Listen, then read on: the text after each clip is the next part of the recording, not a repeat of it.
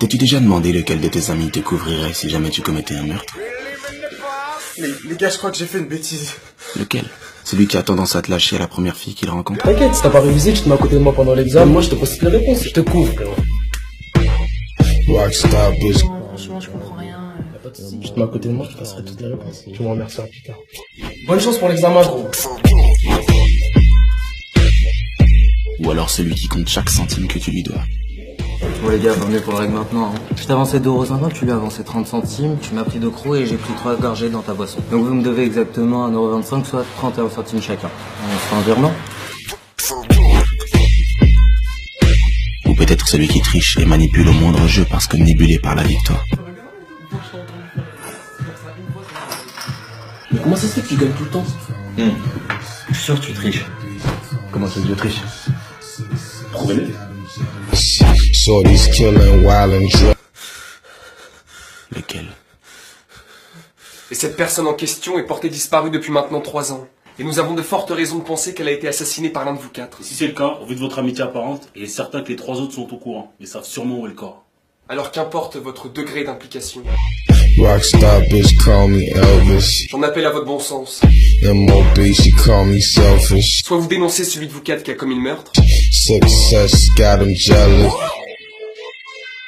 soit l'inspecteur lui fera tomber avec lui. Et c'est moi, l'inspecteur. Just the crazy shit in the club. Je me présente, je suis l'inspecteur principal chargé de cette affaire et voici Pierre, l'inspecteur adjoint. J'aime beaucoup ce genre d'affaires, mais malheureusement elles sont toutes extrêmement simples à régler. On commence par interroger le plus faible d'entre vous, on vous isole tous dans une pièce différente et vous vous dénoncez tous mutuellement en moins de 2 heures. Pierre, vous avez trouvé le plus faible? Toi, viens là.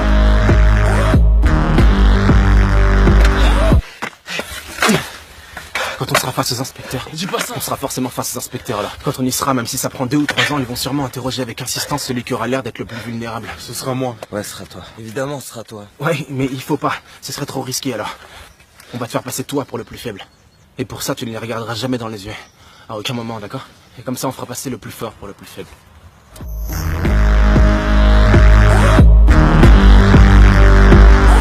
Attendez. Prenez plutôt celui-là. Send this bitch up, it can't go down. Send this bitch up, it can't go down. Send this bitch up, it can't go down. Send this bitch up, it can't go down. Vous connaissez sûrement le dilemme du prisonnier, vous? Non. Le dilemme du prisonnier? Non. Vous en êtes sûr? Le quoi? Le dilemme du prisonnier, c'est ce qu'ils vont nous faire. D'accord. Le principe est simple. Le principe est le suivant. Les joueurs sont tous isolés dans une pièce différente et je leur propose à chacun d'eux exactement le même accord. Si tu dénonces les autres et les autres ne te dénoncent pas, tu es libre. Et les autres écopent d'une peine maximale. Dans le cas contraire, si tu dénonces pas et qu'eux t'ont dénoncé, c'est eux qui sont libres. Et toi qui écopes d'une peine maximale. Et si vous vous dénoncez tous mutuellement, votre peine est allégée. Si tout le monde se dénonce, on a tous une peine allégée. C'est simple. Alors si j'ai bien compris, si on dénonce, on a soit une peine allégée, soit on est libre. Si on ne dénonce pas, on a soit une peine maximale parce que quelqu'un nous a dénoncé, soit on est libre parce que personne n'a parlé. Ah oui, vous en avez sûrement déduit qu'il vous suffit de ne pas vous dénoncer tous pour être libre, mais la raison pour laquelle le dilemme du prisonnier est infaillible, c'est le manque de communication. Les joueurs étant isolés et n'ayant aucun contact, aucun de vous ne peut être sûr que quelqu'un ne les a pas déjà dénoncés. Voilà mon hypothèse. Je pense que c'est Luc qui a commis le meurtre. Je pense que Mathieu a été le plus difficile à convaincre de maquiller le meurtre, mais que c'est vous qui en avez eu l'idée. Je pense que c'est Thomas qui a conduit la voiture et Mathieu a sûrement fourni des outils tels que des pelles peut-être. Vous avez sûrement enterré le corps dans une forêt en pleine nuit. Qu'est-ce que vous pensez de mes déductions?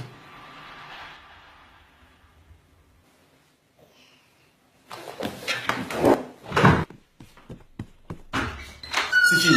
Vos amis se sont dénoncés et donc vous ont dénoncé aussi. Vous voulez parler ou pas? C'est pas possible. Alors, Luc a commis le meurtre. William vous a convaincu d'enterrer le corps dans la forêt. Mathieu a fourni les pelles. Vous avez conduit la voiture jusqu'à... Ah, je continue. D'accord. Ça vous va? Attendez, d'accord, je vais parler. Je dois appeler quelqu'un, enfin je veux dire, ils ont appelé leur avocat avant de tout dire, non?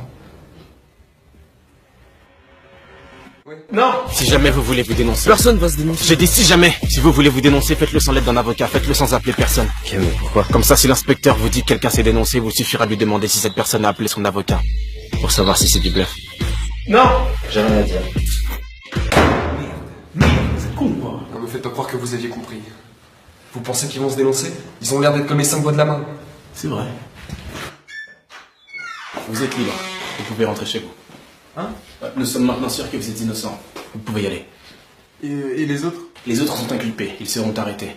Nous pensons d'ailleurs qu'ils avaient été embarqués de force dans cette histoire. Mais c'est terminé maintenant. Vous pouvez y aller. Non. Ah, vous devez être en état de choc.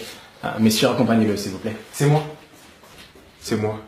C'est moi. J'ai tout fait tout seul. Ils ne m'ont pas aidé. Ils sont au courant de rien. Où est le corps? Dans le nord de la forêt Marage, au-dessus de la rivière. C'est là qu'on va l'enterrer. Forêt Marage au nord, au-dessus de la rivière. Vous avez entendu? Vous aviez plutôt bien joué, mais vous avez perdu. Échec. Vous aviez tout prévu, mais c'est très étonnant que vous n'ayez pas pensé que votre ami se dénoncerait lui-même par amitié. Très étonnant même. Dans le nord de la forêt Marage, c'est là qu'on va l'enterrer. Mais où est-ce qu'elle est la forêt Marage? Je l'ai inventée, c'est pas là qu'on va. Il va forcément vouloir se dénoncer à un moment ou à un autre. Alors par précaution, il ne faut absolument pas qu'il connaisse l'adresse. S'il ne sait pas où est le corps, ses aveux ne vaudront rien. Vous vous foutez de nous? Cette fois n'existe pas. Où est le corps? Rockstar bitch call me Elvis. I'm obese, she call me selfish. Success got him jealous. Vous connaissez sûrement le dilemme du prisonnier. Effectivement, le dilemme du prisonnier est infaillible. En absence totale de communication, ils finissent toujours par se dénoncer. C'est infaillible. À moins qu'on triche. Rockstar bitch call me Elvis. Aucun de vous ne peut être sûr que quelqu'un ne les a pas déjà dénoncés. Sauf si on a un système de communication, un signal qui nous assure que personne n'a parlé. Tattoos, how they break the news. It was real. Ça te dirait de rentrer dans la police? Last night my bitches came in twos, and they both suck like they came to lose. Dropped out first day of school, cause niggas got cocaine.